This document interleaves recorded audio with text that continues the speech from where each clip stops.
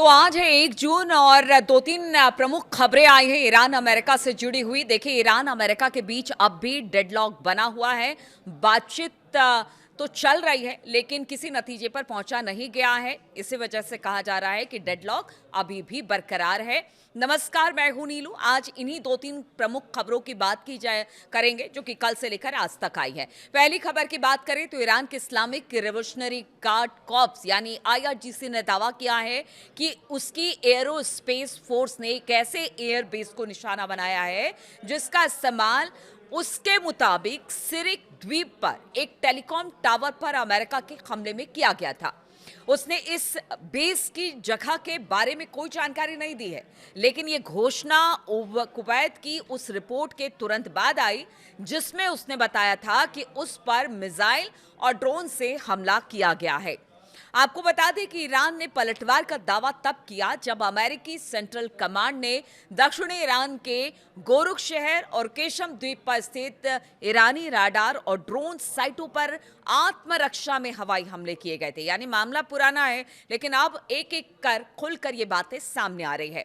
America का कहना था कि वो कार्रवाई उसके MQ-1 ड्रोन को गिराने और समुद्री जहाजों के लिए खतरा बने ईरानी हथियारों को नष्ट करने के लिए की गई थी। इसके बाद ईरान के इस्लामिक रिवोल्यूशनरी गार्ड यानी कि आईआरजीसी ने कहा कि अमेरिका ने हॉर्मुज प्रांत के सिरिक द्वीप पर उनके एक टेलीकॉम टावर को निशाना बनाया। यानी दोनों तरफ से दावे किए जा रहे हैं कि पीछे कुछ दिनों में जितने भी हमले या तो अमेरिका का ईरान पर या ईरान का अमेरिका पर किया गया, यानी दावे ये कोशिश कर रहे हैं करने की कि अगर आपने मारा है तो हमने भी आपके कई सारी चीजों को नष्ट किया है, ऐसा ईरान का दावा है। इधर स्ट्रेट ऑफ हॉर्मुज की बात की जाए तो देखिए यहाँ पर स्थिति तनातनी वाली बनी ही हुई है। यहाँ पर जो ईरान है वो पीछे हटने को तैयार नहीं है। अमेरिका की नाकेबंदी अब भी चल रही है, बातचीत हो रही है, लेकिन इस बातचीत का कोई नतीजा नहीं निकल रहा है। आज सुबह की दूसरी बड़ी खबर हम आपको बता दें, ईरान के राष्ट्रपति मसूद पेजेश्कियान ने देश के सुप्रीम लीडर को कथित तौर पर अपना इस्तीफा जो था वो सौंप दिया। ईरान इंटरनेशनल की रिपोर्ट के अनुसार रविवार को भेजे गए इस पत्र में पेजेश्कियान ने कहा कि देश में बड़े और अहम फैसले लेने की प्रक्रियाओं से राष्ट्रपति और सरकार को बाहर कर दिया गया है, यानी कि जो चुनी हुई सरकार है उसी को बाहर कर दिया गया।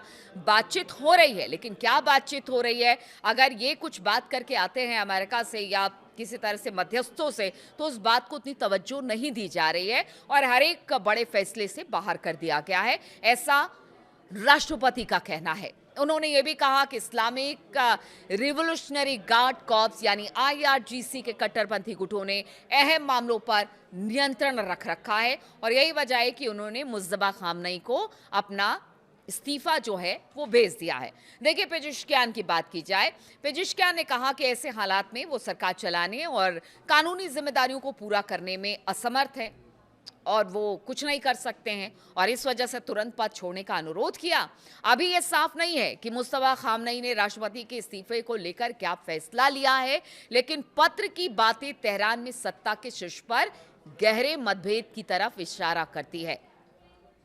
देखिए, ये बात पहले ट्रंप भी कह चुके हैं और बार बार कह चुके हैं कि ईरान में दो फाड़ है, यानी कि दो गुट अलग अलग हैं। आईआरजीसी कट्टरपंथी अलग बात कर रहे हैं, जो चुनी हुई सरकार है वो अलग बात कर रही है। और अगर पेजेश्कियान ने वाकई इस्तीफा दिया है तो ये सारी बातें अब खुलकर सामने आ रही है। हालांकि देखिए, ईरान ने इससे इनकार किया। राष्ट्रपति कार्यालय के एक अधिकारी ने रिपोर्ट को खारिज करते हुए इसे एक विदेशी नेटवर्क की अफवाह फैलाने वाला बताया।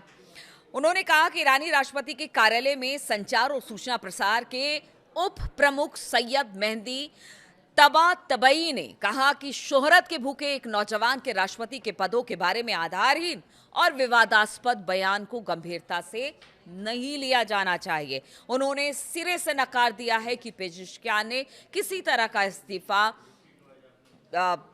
जो सुप्रीम लीडर है उनको भेजा है। अब तीसरी बड़ी खबर भी आपको बताते हैं। अमेरिकी मीडिया आउटलेट एक्सियोस की रिपोर्ट के अनुसार ट्रंप प्रशासन ने ईरान को हाल ही में एक नया संशोधित प्रस्ताव भेजा है जिसमें ज्यादा कड़ी शर्तें डाली गई हैं। अब इस प्रस्ताव की विस्तृत जानकारी सार्वजनिक नहीं की गई है। आप सोचिए, अब तक जो एक तरह से कह लीजिए कि दबाव बनाने की कोशिश अमेरिका की तरफ से संशोधित प्रस्ताव पहले एक भेजा गया था, फिर उसमें कुछ संशोधन किया गया, यानी करेक्शन किया गया और फिर उसे ईरान के पास भेजा गया। तो इसकी जानकारी किसी को कानो कान नहीं है कि आखिर इस नए प्रस्ताव में जो संशोधित प्रस्ताव है उसमें क्या है। लेकिन रिपोर्टों का दावा है कि वॉशिंगटन किसी भी अंतिम समझौते पर पहुंचने से पहले तेहरान से ज्यादा मजबूत प्रतिबद्धताओं की मांग कर रहा है। यानी उनका कहना है कि अगर बातचीत होगी, अगर किसी बात पर सहमति बनेगी तो भाई जो हम कहेंगे उसे आपको मानना पड़ेगा और उसको सख्ती से पालन आपको करना पड़ेगा। लेकिन इसके पहले अगर रविवार की बात की जाए तो अमेरिकी राष्ट्रपति डोनाल्ड ट्रंप ने दावा किया कि वॉशिंगटन और तेहरान एक बहुत अच्छे समझौते पर पहुंचने के करीब है। ट्रंप ने कहा कि ईरान ने उनकी सबसे प्रमुख शर्त मान ली है और कहा कि वो परमाणु हथियार नहीं रखेगा। हालांकि उन्होंने चेतावनी भी दी है कि अगर बातचीत विफल होती है तो अमेरिका कोई दूसरा रास्ता अपनाएगा। अरे देखिए, ट्रंप साहब की तो पिछले 3 महीने से बातें हम सुन रहे हैं कि कुछ अच्छी बातें हो रही हैं, कुछ अच्छा प्रस्ताव लेकर आया जाएगा, जल्दी ही युद्ध खत्म हो जाएगा, सब कुछ ठीक हो जाएगा, सब कुछ हमारे मुताबिक चल रहा है। लेकिन ऐसा होता तो दिखाई नहीं दे रहा है। अब सुनिए क्या कहा इस पर ईरान ने।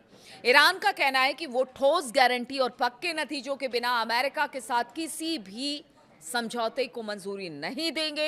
ईरान की मुख्य वार्ताकार और संसद के स्पीकर मोहम्मद बाकर गालिबाफ ने कहा कि अमेरिका के साथ तब तक कोई समझौता नहीं होगा जब तक कि तेहरान के अधिकारों की पूरी तरह से रक्षा नहीं हो जाती है।